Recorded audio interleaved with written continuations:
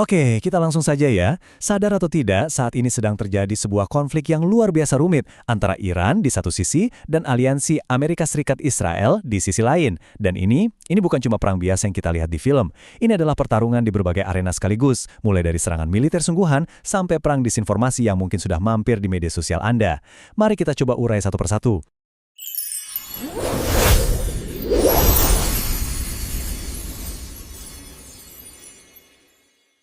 Nah, biar kita semua nggak bingung, kita akan pecah konflik ini jadi 5 bagian utama. Pertama, kita lihat eskalasi militernya yang makin panas. Lalu kita geser ke pertaruhan ekonomi super besar di Selat Hormuz. Setelah itu, kita masuk ke dunia teknologi lewat perang drone yang canggih. Keempat, medan perang yang paling bikin pusing, yaitu perang informasi. Dan terakhir, di tengah semua itu ada secercah harapan dari seruan perdamaian global. Oke, mari kita mulai dari yang paling kelihatan ya, yaitu eskalasi militernya. Selama bertahun-tahun, konflik ini tuh kayak api dalam sekam. Terjadinya di belakang layar, lewat serangan siber, operasi intelijen, hal-hal rahasia. Tapi sekarang, perang bayangan itu udah nggak bisa disembunyikan lagi. Semuanya meledak ke permukaan, jadi konfrontasi terbuka yang sangat dramatis. Dan ini bukan main-main loh. Kita sudah masuk minggu ketiga, dan bukannya adem, situasinya malah makin panas.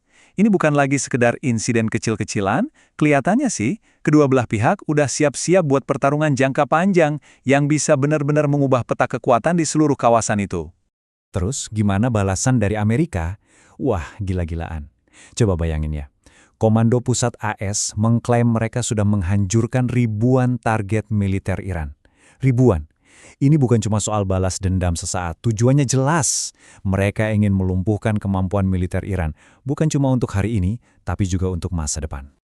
Oke, dari adu senjata, kita pindah ke medan perang lain yang gak kalah krusial, ekonomi. Pernah kepikiran gak gimana satu jalur perairan yang sempit banget bisa bikin seluruh dunia gemetar? Nah, jawabannya ada di Selat Hormuz. Selat Hormuz ini istilah kerennya strategic choke point atau titik rawan strategis. Gampangnya gini deh, bayangin ini adalah satu-satunya gerbang tol utama untuk keluar masuk kota. Kalau gerbang itu ditutup, macet total kan? Nah, ini lebih parah. Kalau Selat Hormuz ditutup, bukan cuma macet, tapi ekonomi dunia bisa langsung batuk-batuk. Biar kebayang seberapa pentingnya, lihat angka ini, 20%. Ya, 1/5 dari semua minyak yang kita pakai di seluruh dunia, lewatnya ya di jalur sempit itu. Tiap hari. Jadi ini bukan sekedar jalur kapal, ini benar-benar urat nadinya energi planet kita. Nah, Iran mainnya cerdik di sini. Mereka nggak tutup total, mereka bilang, buat negara lain silakan lewat, aman. Tapi, khusus buat Amerika Serikat dan Israel, pintu ditutup rapat.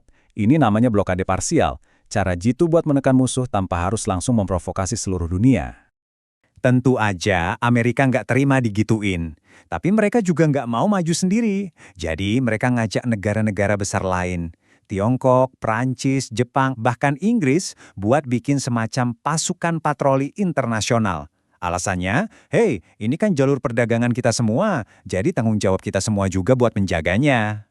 Tapi ternyata nggak semua negara sependapat, responnya pecah loh. Amerika kan maunya hajar bleh, kirim kapal perang.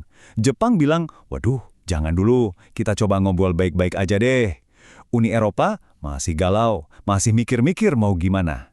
Nah, dari sini aja udah kelihatan kan, betapa peliknya masalah ini di tingkat dunia. Oke, kita udah bahas kapal di laut dan rudal di darat. Tapi jangan salah, perang modern itu juga terjadi di langit. Dan ini bukan perang jet tempur yang berisik, ini perang yang lebih senyap, lebih canggih, dan mungkin lebih menyeramkan. Ya, ini adalah eranya perang drone. Dan disinilah ceritanya jadi super rumit, kayak nonton film thriller. Ini udah masuk ke ranah katanya dia begini, katanya saya begitu. Dua-duanya saling tuding. Iran nuduh AS dan Israel nyontek drone mereka buat bikin serangan palsu. Sebaliknya, AS bilang Iran yang dari dulu nyerang warga sipil. Jadi ini bukan lagi soal siapa yang nembak duluan, tapi siapa yang ceritanya paling dipercaya sama dunia. Dan lihat, Komando Pusat AS nggak nanggung-nanggung ngasih bantahan. Mereka langsung keluarin pernyataan resmi di media sosial yang intinya menuduh balik dengan sangat spesifik. Mereka bilang, justru Iran yang meluncurkan ribuan drone dan rudal ke hotel, bandara, dan perumahan sipil. Wah, ini benar-benar adu klaim yang sengit di hadapan publik internasional. Nah, ini dia medan perang keempat dan mungkin yang paling membingungkan buat kita semua. Perang informasi.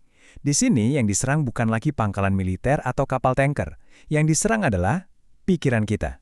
Kebenaran itu sendiri jadi senjata sekaligus korban. Coba saya tanya deh, di zaman sekarang yang penuh dengan AI dan deepfake, gimana caranya Anda membuktikan kalau Anda itu benar-benar ada dan masih hidup? Kedengarannya kayak film fiksi ilmiah ya, tapi ini beneran terjadi. Dan yang mengalaminya, Perdana Menteri Israel Benjamin Netanyahu.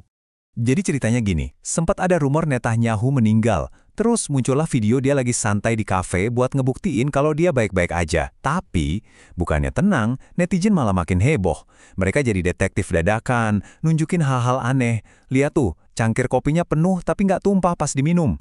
Atau, ingat video yang dulu nggak? Jarinya kelihatan ada 6. Dari detail-detail kecil inilah, muncul teori gila bahwa Netanyahu yang asli udah nggak ada. Dan yang kita lihat itu cuma kembaran digital buatan AI. Oke, di tengah semua kekacauan ini, perang fisik, perang ekonomi, sampai perang konspirasi, tiba-tiba ada satu momen yang menyentuh. Sebuah suara yang menyerukan perdamaian datang dari tempat yang mungkin nggak pernah kita duga sebelumnya. Di mana? Di panggung Oscar. Bayangin, acara paling glamor di dunia. Sutradara Pavel Talankin baru aja menang penghargaan film dokumenter terbaik.